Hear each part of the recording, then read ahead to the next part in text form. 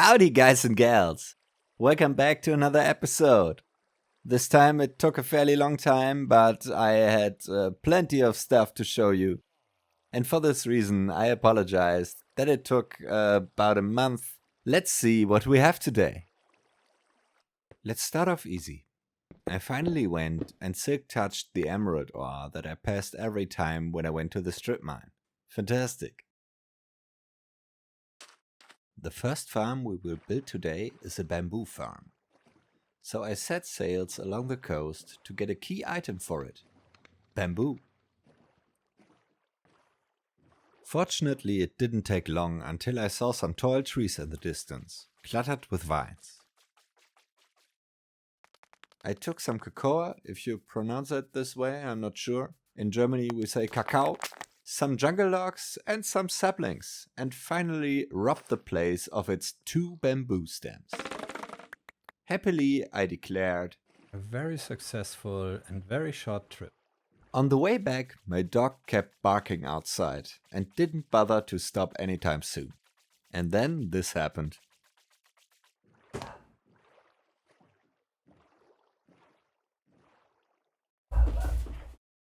Rüdiger! Komm jetzt sofort rein! Rein mit dir! Rein! I love this poodle.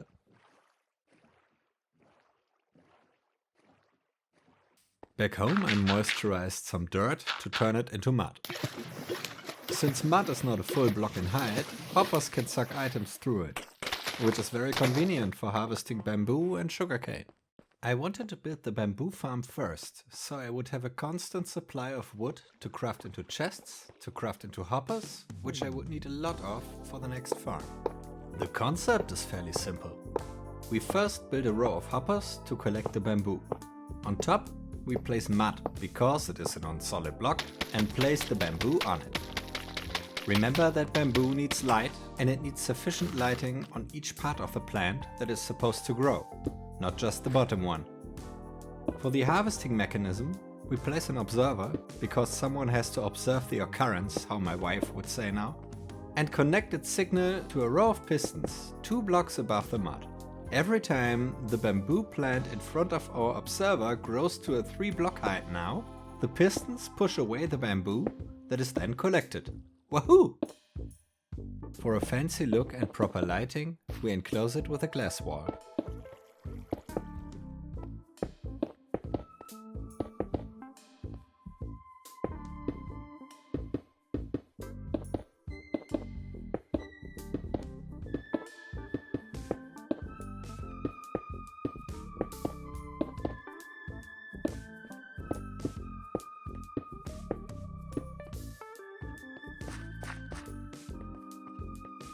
After I had built the small prototype in the corner and could be safe that it would work as intended, I finally filled in the rest of the pistons and redstone lines.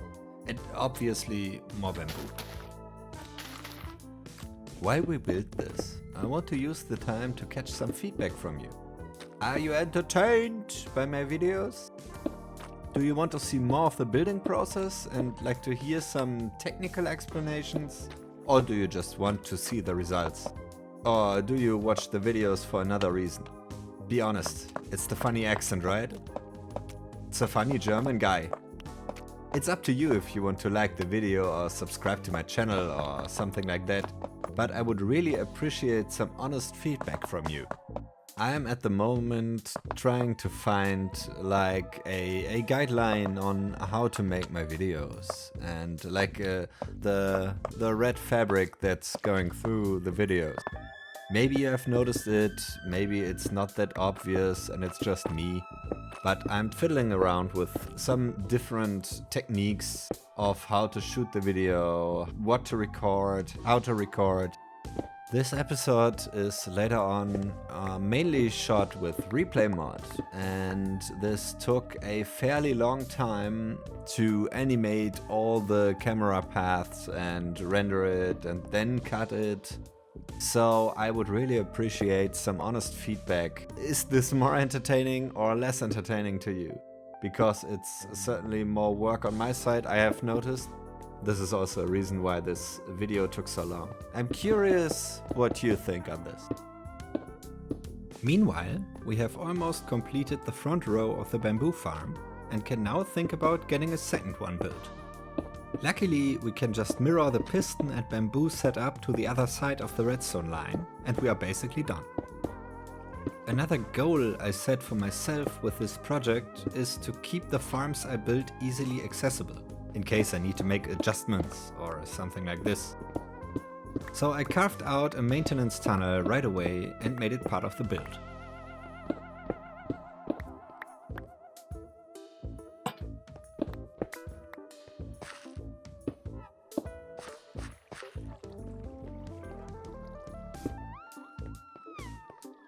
So far so good.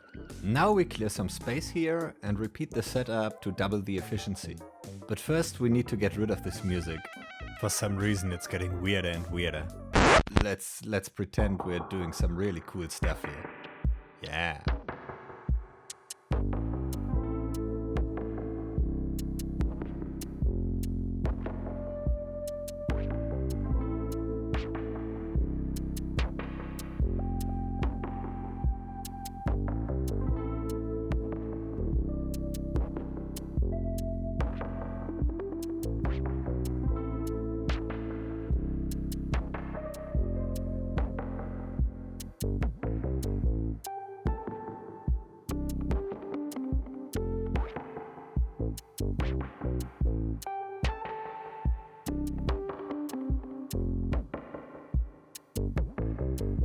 As you can see here, I made sure to set two light sources.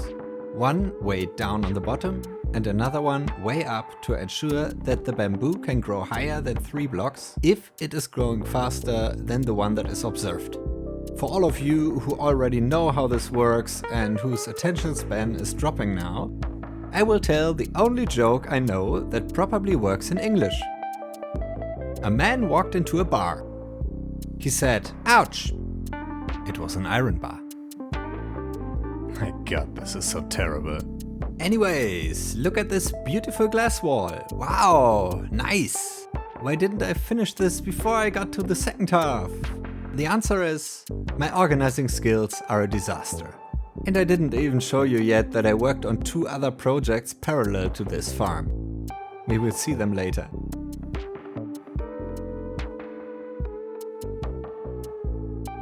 I lowered the ground before the farm so I could fit a bunch of crafters here.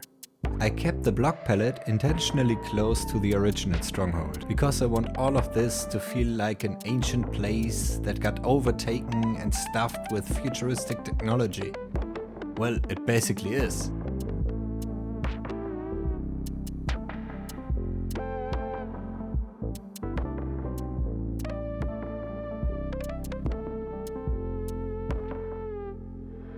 I totally didn't fall down into the next floor and had to come up via a stairwell. I created different hopper lines that would evenly divide the bamboo between 4 storage systems. One for bamboo blocks, one for planks, 2 double chests for regular bamboo, and a small one for sticks.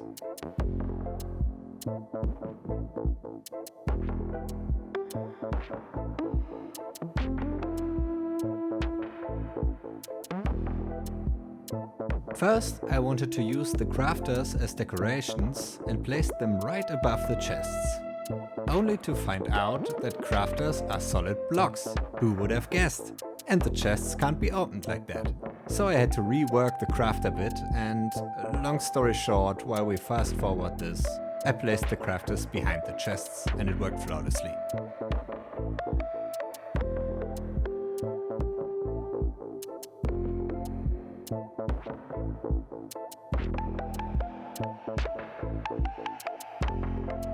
I made a nice floor and walls, cleaned up the material chests and put a lever on each hopper line so I can turn them off should there be enough.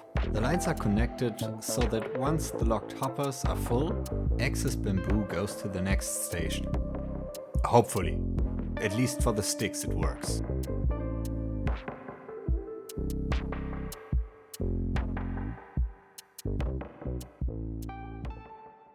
Wasn't that fun? Maybe without the terrible dad joke it would have been, but here we are. Our next task is to build a redstone clock that sends a signal every 18 minutes. What would that be good for, Jay? You now may ask. And the answer to this question is simple. I hate to wait for my sugarcane. So we will install a so-called hopper clock below the bamboo farm, and next to a section of the Stronghold I have earmarked to become a big automated sugarcane field. The design for this clock was made by everyone's favorite Canadian, Etho, about 11 years ago. And to be honest, it blew my mind. You will see me building this a couple of times, because I managed to build it in the wrong direction. Twice. How could such a disaster happen, you may ask now? Well, Etho hopper clock from the memory. What could go wrong? The hopper clock design I chose is a little bit bigger than it needs to be, but it works without the use of noisy pistons. If I had to break it down to its core, I would describe it this way. A hopper clock is two hoppers that push items back and forth between one another. While doing so, they power and unpower several redstone components. The more items are in the hoppers, the longer it takes between powering and unpowering of the redstone signal.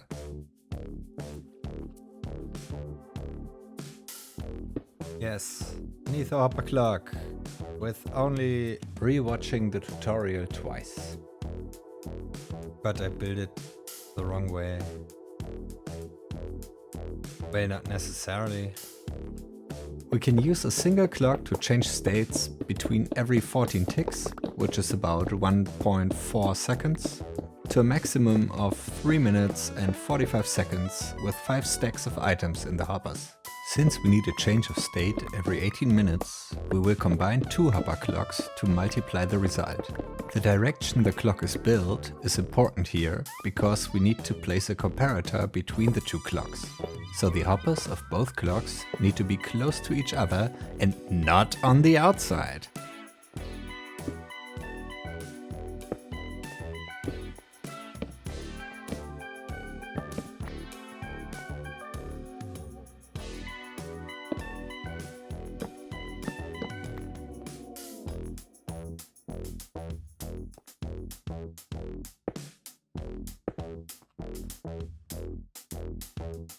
I built it the wrong way again. Focus. This time I did indeed focus and built it the correct way. At least I can now build this clock in under a minute. That's gotta be worth something, right? Right?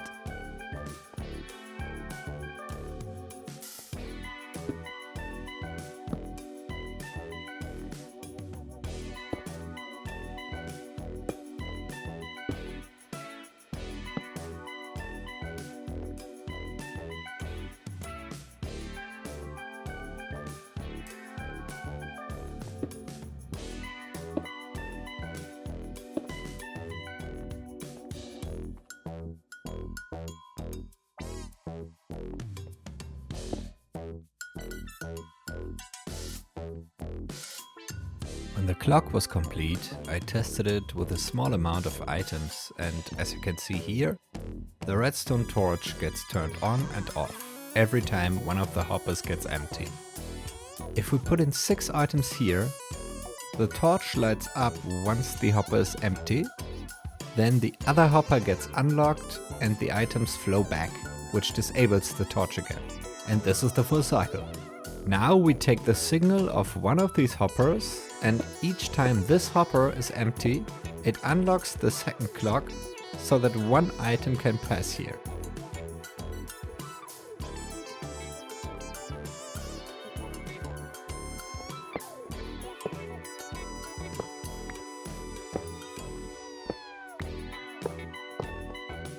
Now we build another clock, which will be the exact same but mirrored.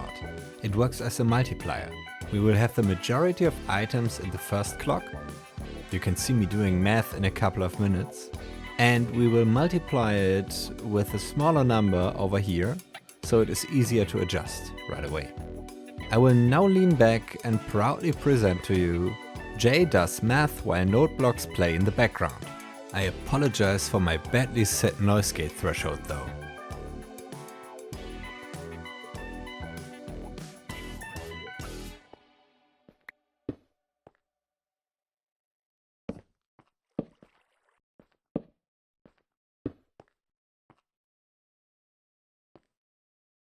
We do one item in here. It will have the same rhythm as this one.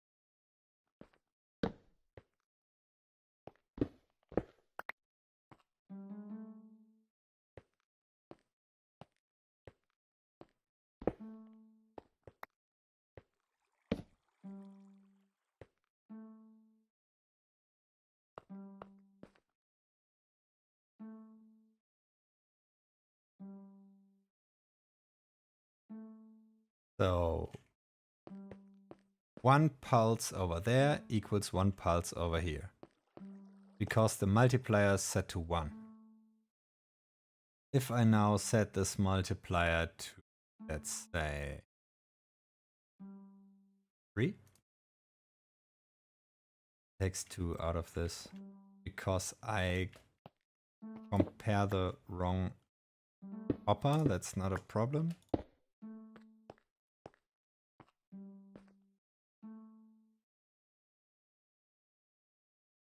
One, 2, 3. Yes.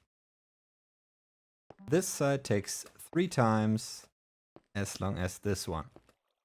And we will get this pulse once it's 18 minutes long. Let's see if there's... I have the cheat sheet from Ethos tutorial here.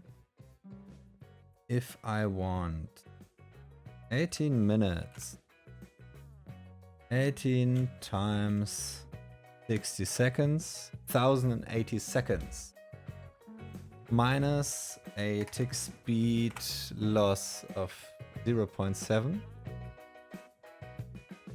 is very, very strange number, and then we divide it by 0.7. 1541.8 items, I guess. 12.04. That means we put 2 stacks in this one. I will first get everything out. I will get some arrows.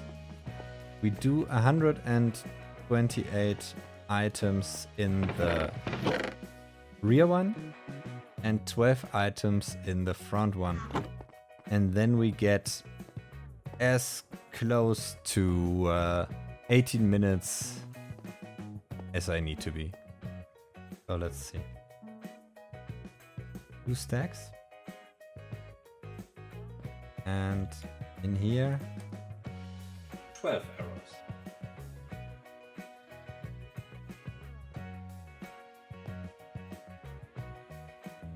So this should be 18 minutes.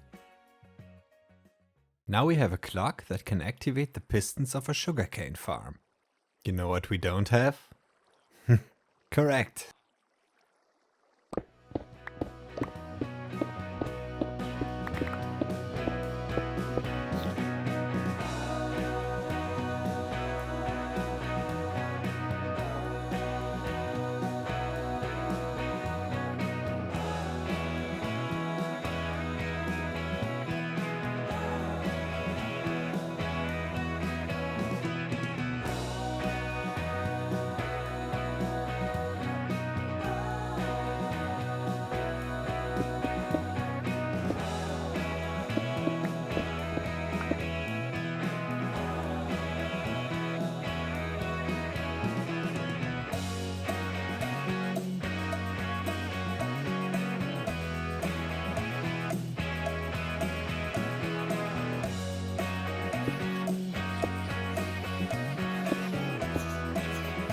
Oh, hell.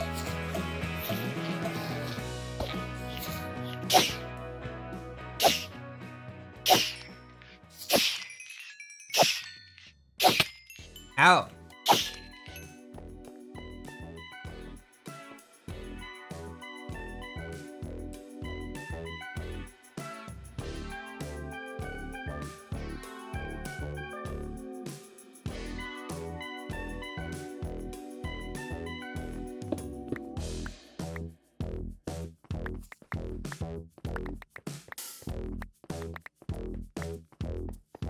First, we needed some space for the sugarcane to grow and for the redstone mechanism.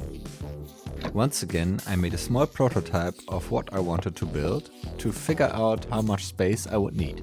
We need the mud, the water source, the piston. Piston will go out here.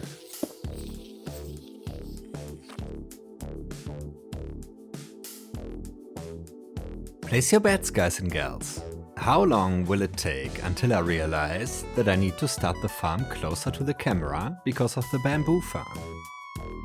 Anyways, I started to block out kind of a supplier bridge on top, where the redstone lines would run.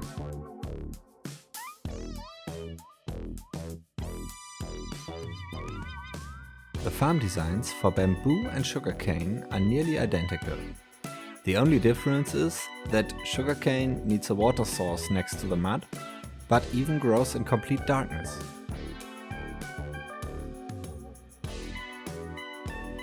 You can see me place polished andesite blocks on the wall in a second.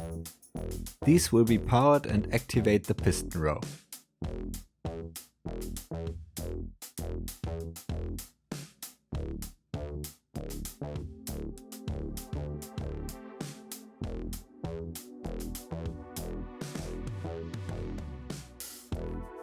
I expanded my little prototype to build an entire first line to see if I had cleared enough space.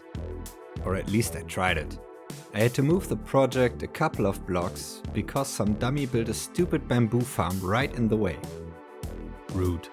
Very rude indeed. So I built a full cross section of the farm and it fit perfectly. The half slabs will be waterlogged later on, by the way.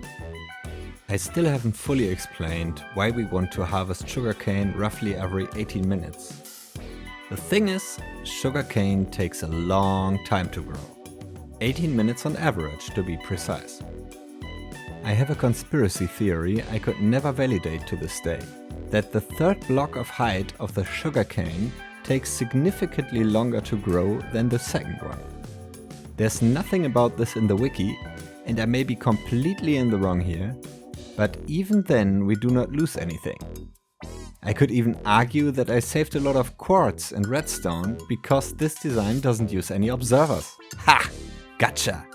If you look at the amount of pistons and hoppers we're gonna need, you probably understand why I prioritized the bamboo farm over the sugarcane. Each piston takes 3 planks and each hopper takes 8. That's 4 entire wooden logs per sugarcane plant.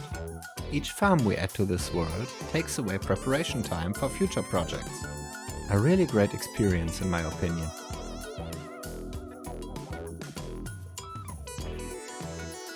Finally, the main design stands.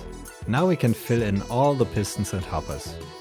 When the position of the piston rows was final, we could work out how they would be supplied with our delicious redstone parts. I fiddled around and brought the redstone signal down to the andesite blocks. To test it, I would use a redstone torch and keep the pistons extended. I learned that redstone has some really weird rules when it comes to powering pistons via blocks above them. So now that we know how to power them, we only need to place a few more pistons.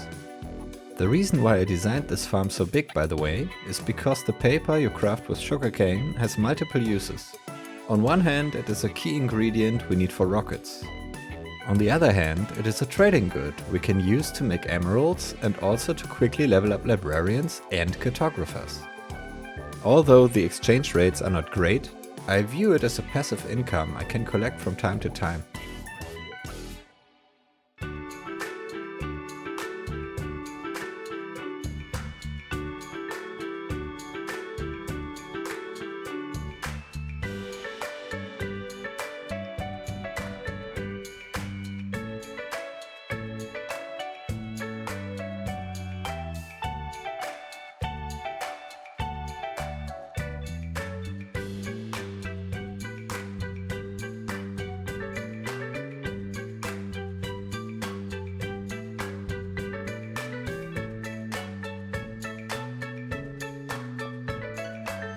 Where were we? I blatantly lied to you a couple of minutes before. This farm design does indeed use exactly one observer. It picks up when this redstone torch lights up and goes out. We connect this signal to the redstone bridge and are done with the wiring part.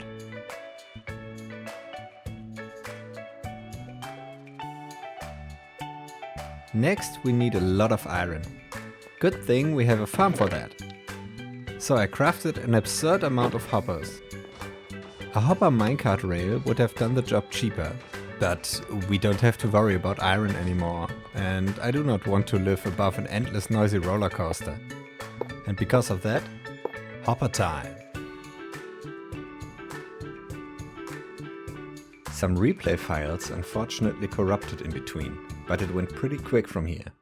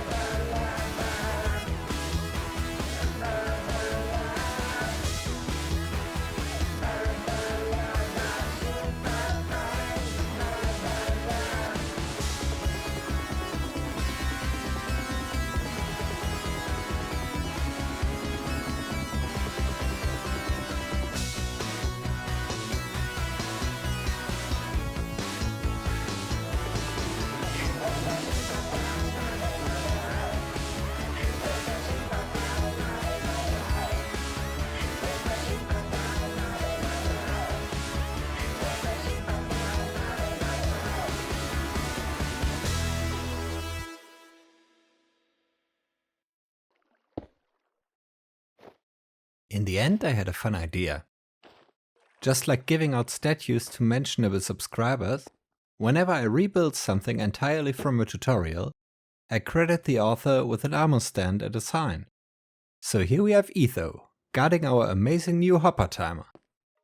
Thank you very much for the tutorial and your awesome videos, you're a great guy. Our new sugarcane farm now runs smoothly in the background. So guys and gals, what can I say? We have accomplished a lot today. First, we built this bamboo farm, which could be more efficient, and I'm thinking about adding a couple of rows in like this direction. But I can't be mad. I can't be mad when I see the yield of the time that passed since we built it, and it's constantly running, so I'm definitely not mad. Let's see here, a little sneak peek on the next episode. What could be in this corner? Wow, what's happening there? Write it into the comments. I don't know, or just don't do it. And a little sneak peek over there, yeah, like this. Oh, what's that on the floor? Oh, speculations. Yeah, but back to what we accomplished this week, or should I say this month. We have our fantastic, marvelous work of Canadian ingenuity over here, and a hopper clock. And last but not least, we have the fabulous sugarcane farm, which took a long time, but it was worth it. It was totally worth it. And as you may have read on the sign, I shortened the timer a little bit to 6 minutes 50, roughly, because we have now 4 items in there, and 4 times 2 stacks. You can do the math on your own, I guess. Yeah. Our sugarcane / paper farm turns out very efficient. So my conspiracy theory is not debunked, but I also didn't find any evidence for it either. So soon we will probably have to worry about a storage location. But this is all we have time for today, guys and gals. I have nothing left to say except thank you for watching this video, and thank you for being an awesome person. And I will see you soon in the next episode, and have a great day. Bye, guys and gals.